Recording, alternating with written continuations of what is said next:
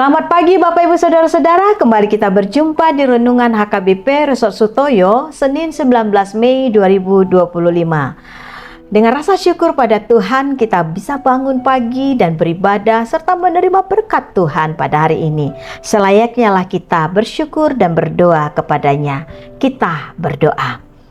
Kasih karunia dan damai sejahtera dari Allah Bapa dan dari anaknya Tuhan Yesus Kristus, itulah yang memelihara hati dan pikiran saudara-saudara. Amin. Firman Tuhan menyapa kita tertulis dalam kitab Efesus 1 ayat yang kedua. Demikian bunyinya. Kasih karunia dan damai sejahtera dari Allah, Bapa kita dan dari Tuhan Yesus Kristus menyertai kamu. Dalam bahasa Batak, Asiniro hamadihamu, doh dame sian debata amata, nang sian Tuhan Yesus Kristusi. Songoni masahatna. Bapak, Ibu, dan saudara-saudara yang terkasih dalam Yesus Kristus, nats hari ini merupakan salam pembuka oleh Rasul Paulus kepada jemaat Efesus. Rasul Paulus dalam kalimat ini mengucapkan dua berkat yang sangat penting, yaitu kasih karunia dan damai sejahtera. Kasih karunia adalah anugerah Allah yang diberikan secara cuma-cuma kepada manusia, bukan karena perbuatan baik dan kehebatan manusia, tapi karena kasih Allah yang begitu besar kepada manusia agar beroleh keselamatan. Damai sejahtera adalah kondisi jiwa yang selalu tenang walau menghadapi berbagai-bagai pergumulan karena memiliki hubungan yang erat dengan Allah. Sehingga damai sejahtera yang dapat kita peroleh dari Allah melalui Yesus Kristus. Inilah membuktikan keilahian Yesus Kristus. Bapak, Ibu, dan saudara-saudara yang terkasih, walau dalam kehidupan yang kita jalani setiap hari, kita merasakan tekanan-tekanan hidup karena beban yang begitu berat, kekhawatiran akan hari esok atau masa depan, ekonomi yang selalu menurun, belum stabil, merasakan kegagalan, hidup yang kotor dan tidak layak, dan sebagainya. Ibu, Bapak, dan saudara-saudara, jangan lupa Allah sudah mengaruniakan kita, yaitu kasih dan damai sejahtera.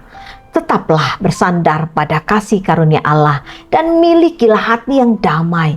Itulah yang membuat kita semakin bisa dekat dengan Allah. Karenanya, bagi yang Bapak, Ibu, dan saudara-saudara yang masih merasakan hidup masih kotor dan sebagainya, kembalilah dan terimalah kasih karunia dan damai sejahtera dari Allah. Kita berdoa. Tuhan Yesus, terima kasih. Engkau menunggu kembalinya anak-anak Tuhan untuk beroleh kasih karunia dan damai sejahtera yang dari Tuhan melalui anak-Mu Yesus Kristus yang sudah mati di kayu salib demi kami orang berdosa ini. Terima kasih Tuhan. Engkau adalah Allah kami yang ajaib, Allah kami yang penuh cinta. Karenanya Tuhan, mampukan kami untuk menghidupinya di dalam kehidupan kami. Berkati anak-anak Tuhan yang beribadah pada hari ini, yang sudah menyampaikan lagu pujian dan doa-doanya di hadapan-Mu. Kiranya Tuhan, seberat apapun pergumulan hidup yang dijalani hamba-hamba Tuhan, anak-anak Tuhan, kiranya kasih karunia dan damai sejahtera ada melekat di hati kami, sehingga kami kuat menjalani kehidupan ini dan tetap berjalan dalam kebenaran firman Tuhan. Tuhan, ampuni dosa-dosa kami bila kami sudah terjatuh di dalam kehidupan yang kotor, bahkan Tuhan di dalam kehidupan yang tidak berkenan di hadapan-Mu. Ampuni kami Tuhan, layakkan kami Tuhan untuk bisa menerima berkat Tuhan hari ini. Biarlah sumber pengetahuan dan berkat yang kami peroleh hanya kami peroleh di dalam satu nama, Yesus Kristus Tuhan kami. Berkati orang-orang tua kami yang sudah lanjut usia, bahkan yang duduk di kursi roda dalam kehidupan kesehariannya. Tolong Tuhan, Engkaulah yang menguatkan mereka, memulihkan mereka, sehingga mereka kuat memanggil-manggil nama-Mu, Kuatkan mereka Tuhan untuk bisa berdoa bagi kami anak-anak Tuhan generasi muda. Terima kasih Tuhan. Dalam nama anak Yesus kami berdoa meminta kepadamu. Amin. Anugerah Tuhan kita Yesus Kristus, kasih setia Allah Bapa, dan persekutuan dengan Roh Kudus, itulah memberkati saudara-saudara semuanya.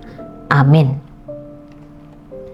Amang Inang dan saudara-saudara yang terkasih, terimalah setiap saat kasih karunia dan damai sejahtera dari Allah. Percayalah, hidup kita ada damai. Horas!